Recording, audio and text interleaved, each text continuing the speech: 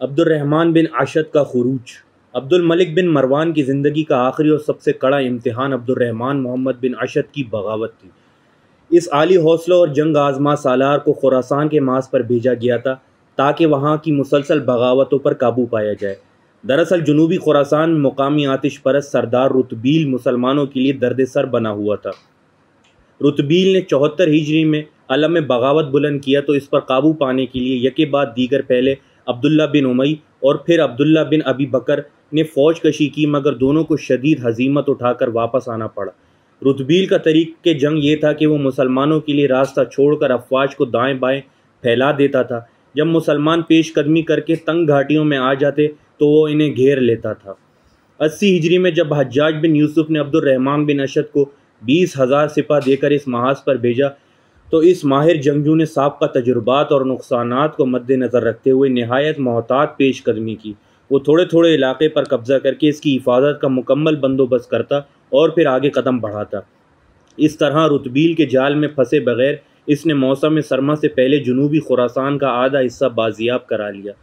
اس کے بعد پڑاؤ ڈال کر حجاج کو فتوحات کی اطلاع دیتے ہوئے لکھا، اس سال ہم نے جتنے علاقے پر قبضہ کر لیا ہے وہ کافی ہے، اگلے علاقے کا جائزہ لے کر ہم آئندہ سال پھر پیش قدمی کریں گے اور آخری حدود تک قبضہ کر لیں گے۔ حجاج بن یوسف کو عبد الرحمن بن اشد سے پہلے ہی کچھ حسد تھی۔ یہ خط پڑھ کر اس نے پیش قدمی روکنے کے منصوبے کو مسترد کر دیا اور جواب میں لکھا، تمہاری تحریر دشمن سے صلح جوئی کے ذہن کی عکاسی کر رہی ہے۔ یہ وہ دشمن ہے جس نے مسلمانوں کو شدید نقصان پہنچایا ہے۔ اللہ کی قسم تمہاری تجویز کسی منصوبہ بندی پر نہیں، بزدلی پر مبنی ہے۔ فوراً آگے بڑھو اور دشمن کے قلعے کو مسمار کرو اور سپاہیوں کو قتل کرتے چلے آؤ۔ ابھی عبد الرحمن یہ خط پڑھ کر شش و پنج میں تھے کہ حجاج کا دوسرا تاکیدی خط ملا جس میں لکھا تھا، آگے بڑھ کر دشمن کی سرزمین کو رون ڈالو ورنہ فوج کی کمان اپنے بھائی کو دے کر الگ ہو جاؤ۔ رتبیل وسطی خراسانی اور موجودہ افغانستان کے مجوسی بادشاہوں کا لقب تھا جن کا مرکز کابل تھا۔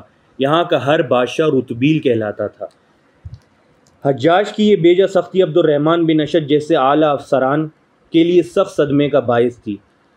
اسے یقین ہو گیا کہ حجاج صرف دشمنی نکالنے کے لیے اسے موت کے منہ میں دھکیلنا چاہتا ہے، لہٰذا اس نے فوج کو جمع کر کے تقریر کی اور کہا، میں تمہارا خیر خواہ ہوں، تمہاری بہتری کے لیے میں نے فوج کشی کو اگلے سال تک ملتوی کیا تھا۔ تمہارے تمام تجربے کار افسران اس رائے پر میری تائید کر چکے ہیں، مگر حجاج اسے ہماری کمزوری پر محمول کر رہا ہے اور ان حدود میں یلغار پر اصرار کر رہا ہے جہاں ہمارے کتنے ہی بھائی جلد بازی اور عاقبت نا اندیشی کی وجہ سے ہلاک ہو چکے ہیں۔ اب تم بتاؤ اس معاملے میں کیا کرنا چاہیے؟ یہ سنتے ہی فوج کے امراء جو زیادہ تر کوفہ اور بصرہ کے تھے بڑک اٹھے اور بولے، ہم حجاج کی بات ہرگز نہیں مانیں گے۔ ایک امیر نے کہا، چلو حجاج کو اپنے شہروں سے نکال دو۔ دوسرے نے کہا، حجاج اللہ کا دشمن ہے، اسے معزول کر کے عبد الرحمن بن اشد کے ہاتھ پر بیعت کر لو۔ سب نے اس پکار پر لبیک کہا اور عبد الرحمن بن اشد سے بیعت کر کے عہد کیا، حجاج کو عراق سے نکال کر ہی دم لیں گے۔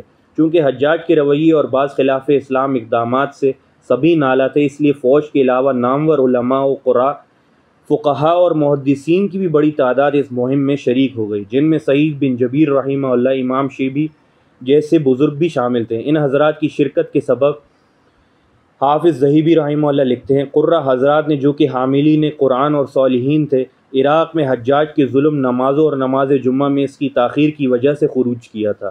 یہ بنو امیہ کا واہیات طریقہ تھا، جیسا کہ اس کی خبر نبی صلی اللہ علیہ وسلم نے دی تھی کہ تم پر ایسے عمراء مسلط ہوں گے جو نمازوں کو ضائع کریں گے۔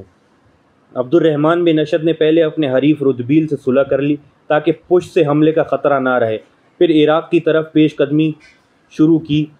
اس لشکر کا نعرہ تھا، یا طارق الصلاۃ، ہائے نماز کا انتقام، کیونکہ حجاج نمازوں میں اکثر دیر کرا دیتا تھا۔ حجاج کو یہ اطلاع ملی تو دارالخلفاء اطلاع بھیج کر کمک منگوائی۔ اس موقع پر عالم اسلام کے مایہ ناز جرنیل محلب بن ابی صفرہ نے ایک طرف تو عبد الرحمن بن اشد کو خط لکھ کر خانہ جنگی کی آگ پھیلانے سے منع کیا، دوسری طرف حجاج کو مشورہ دیتے ہوئے اپنے مراسلے میں لکھا، عراقیوں کی حالت ڈھالوان پر بہنے والے برساتی پانی سے مختلف نہیں۔ یہ لوگ ہر کام جوش و خروش سے کرتے ہیں اور پھر اہل و عیال کی محبت میں پڑ کر رک جاتے ہیں۔ انہیں آنے دیں، وطن پہنچتے ہی وہ بیوی بچوں میں مشغول ہو جائیں گے۔ پہلا مارکہ۔ حجاج نے اس قیمتی رائے کو نظر انداز کر کے مقابلے کے لیے فوج بھیج دی، جس نے تستر کے قریب ابن اشد کے لشکر سے ٹکر لی جو خراسان کی سمت سے آ رہا تھا۔ زوردار لڑائی کے بعد حجاج کی فوج کو شکست ہوئی۔ مفرور سپاہی 10 ذو الحجہ کو عین اس وقت بصرہ پہنچے جب حجاج نماز عید کا خطبہ دے رہا تھا۔